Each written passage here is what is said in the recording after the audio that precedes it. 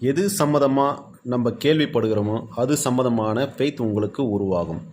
12 வருட பெரும்பாடுள்ள ஸ்திரியை பற்றி வேதத்தில் நாம் படிக்கும்பொழுது அவள் இயேசுவை குறித்து கேள்விப்பட்டாள்.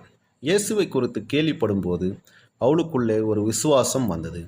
அவருடைய வஸ்திரத்தின் ஓரத்தை தொட்டால் நான் சுகமடைவேன் என்று விசுவாசம் உருவானது. இயேசுவை பற்றி கேட்டதினால் விசுவாசம் உருவாகிறது.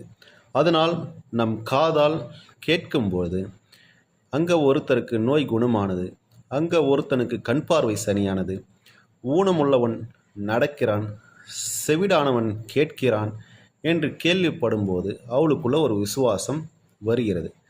அதனால் நாமும் கேட்க கேட்க விசுவாசம் உருவாகிறது. இதுதான் பாருங்களேன் ஒரு முக்கியமான காரியம். மார்க் 5:27 இயேசுவை குறித்து கேள்விப்பட்டு.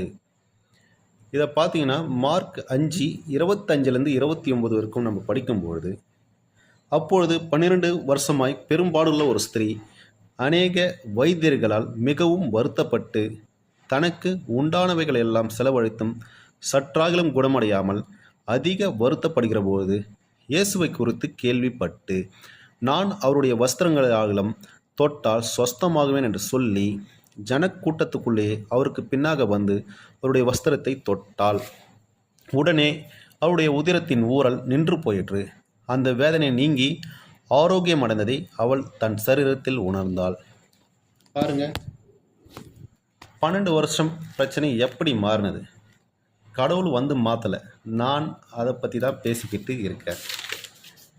அவர் எப்போ செய்வார் என்பதை பற்றி இல்லை, நீங்கள் எப்போ எடுத்துக்க போறீர்கள்.